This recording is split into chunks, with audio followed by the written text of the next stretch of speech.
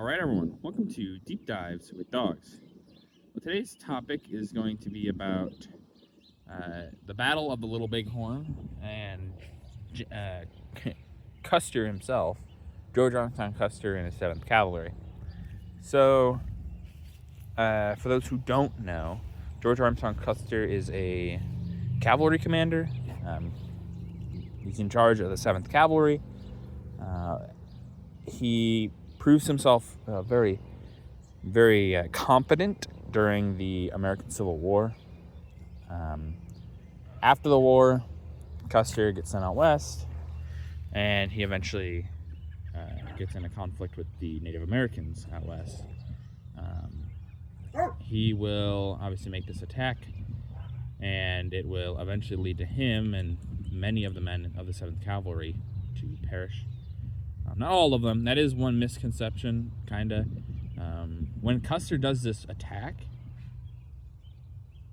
he has split his 7th Cavalry into 3 groups. The one group does skirmish with the natives somewhere else, but manages to successfully evade them and get away, basically. The second part that's not under Custer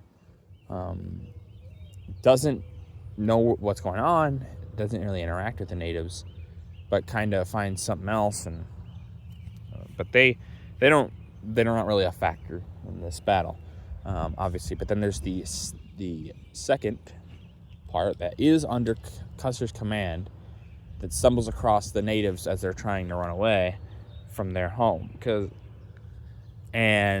or not really run away from their home, but they're on the camp. Custer stumbles upon the native camp, and he doesn't realize, and at first they just kind of are like fighting, like, okay, we got this, it's just this.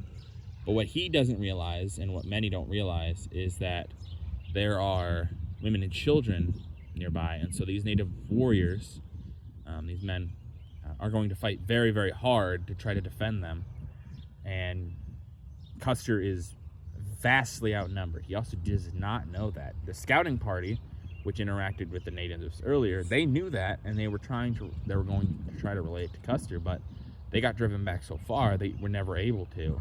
So Custer does not realize he is outnumbered by so much, and these native warriors will obviously surround Custer and the men of his 7th Cavalry, and they will make a final stand on the Battle of Little Bighorn.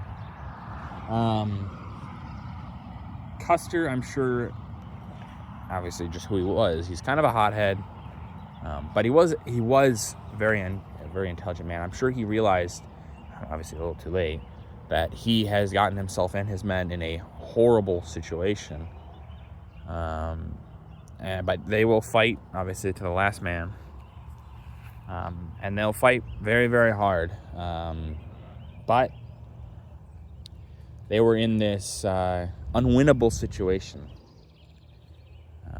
And really shouldn't have been where they were. If they had been where they were supposed to be, well, maybe things would have went a little better.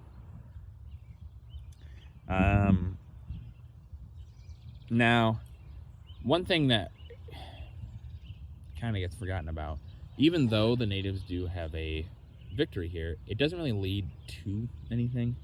If anything, actually, it leads to worse things for them, and I think they kind of realize that after all this happens, because you kind of slaughter these men of the 7th Cavalry and things like that, and well, yeah, it's a great victory. One thing obviously a lot of the natives really realized is they could kill 100, 1,000, more and more of the white men, but they always just keep coming. And so even though they do wipe out this section, I'm sure they had to have realized, like, this is going to get reprisals.